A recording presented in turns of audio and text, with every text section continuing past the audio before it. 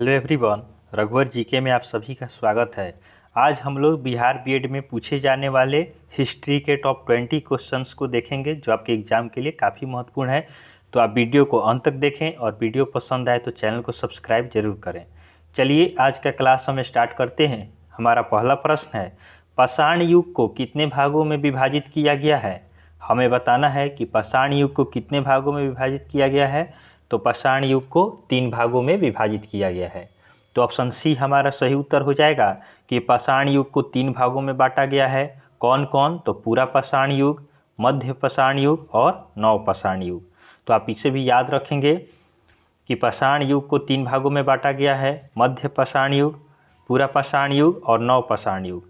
अगला प्रश्न है, पूरा पाषाण युग के मानवों द्वारा किया गया प्रथम आविष्कार था।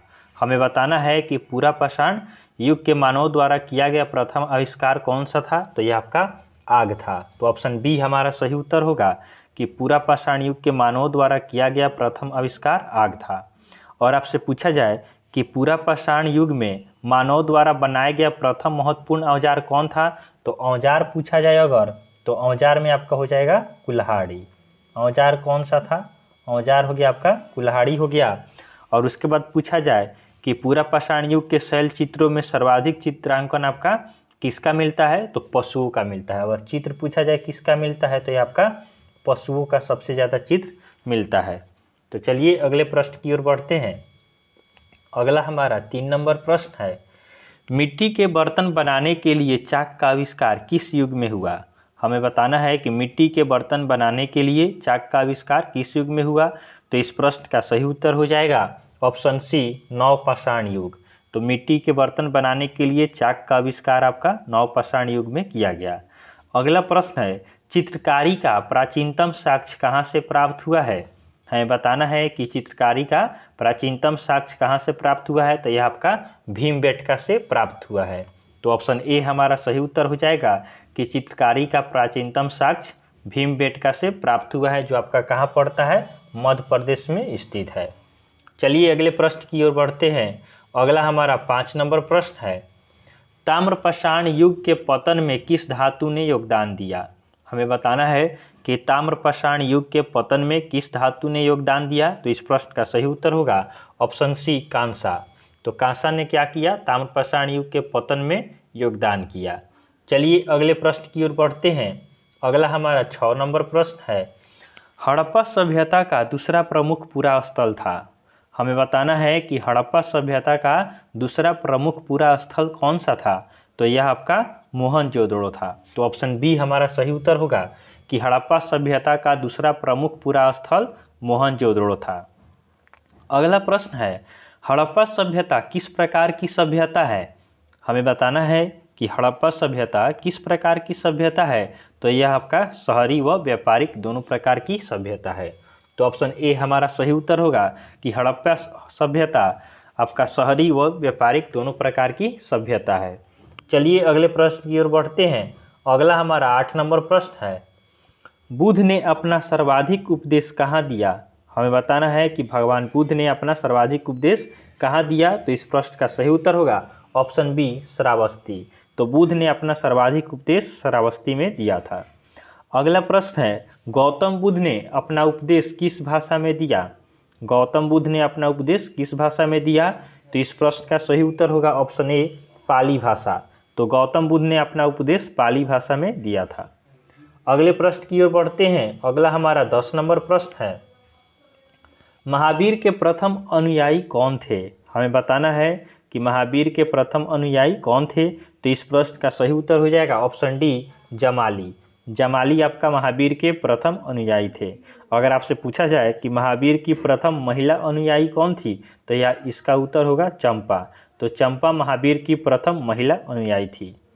अगले प्रश्न की ओर बढ़ते हैं। अगला हमारा 11 नंबर प्रश्न है, उपनिषद किस रूप में लिखे गए हैं। हमें बताना है कि उपनिषद को किस रूप में लिखा गया है। तो उपनिषद को आपका गद्य व पद दोनों के रूप में लिखा गया है। तो ऑप्शन सी हमारा सही उत्तर हो जाएगा कि उपनिषद को गद्य और पद दोनों रूपों में लिखा गया है। चलिए अगले प्रश्न की ओर बढ़ते हैं। अगला हमारा 12 नंबर प्रश्न है, भारत का प्रसिद्ध राष्ट्रीय वाक्य सत्यमेव जयते कहाँ से लिया गया है? हमें बताना है कि भारत का प्रसिद्ध राष्ट्रीय वाक्य सत्यमेव जयते को कहाँ से लिया गया है? तो यह आपका मुंडकोपनिषद से लिया गया है। तो ऑप्शन ए हमारा सही उत्तर होगा कि भारत का प्रसिद्ध राष्ट्रीय वाक्य सत्यमेव जयते को मुंडकोपनिषद से लिया गया है। अगला प्रश्न है, सबसे प्राचीन व प्रामाणिक पुराण है।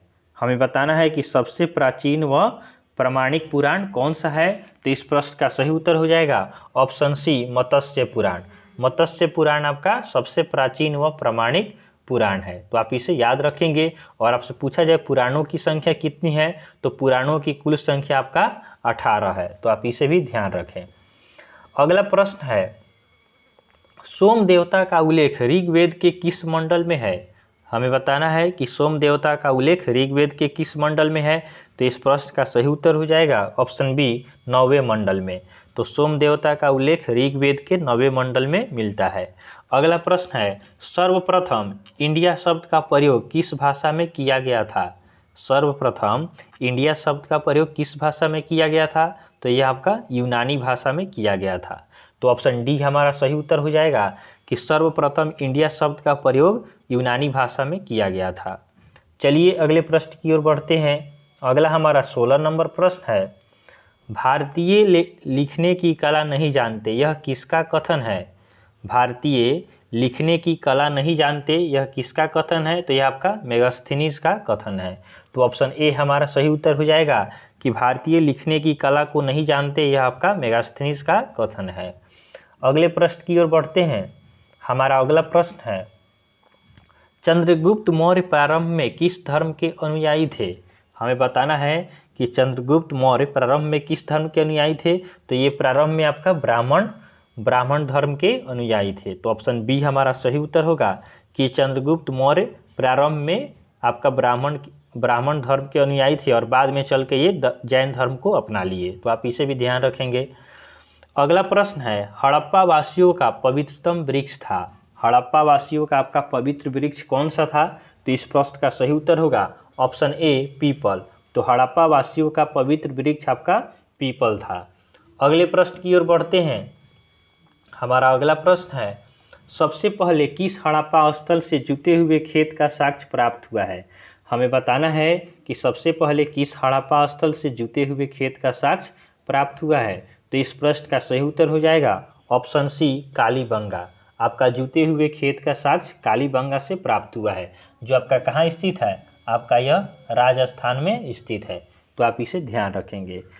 अगला हमारा 20 नंबर प्रश्न है, जो हमने कल आपको होमवर्क में दिया था, भारत में सर्वाधिक लंबा प्लेटफॉर्म कहाँ स्थित है?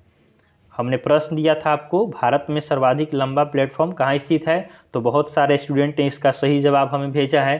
तो इस प्रश्न का सही उत्तर हो जाएगा गोरखपुर में स्थित है। तो ऑप्शन बी हमारा सही उत्तर होगा कि भारत में सर्वाधिक लंबा प्लेटफॉर्म आपका गोरखपुर में स्थित है, जो आपका उत्तर प्रदेश में है पड़ता है।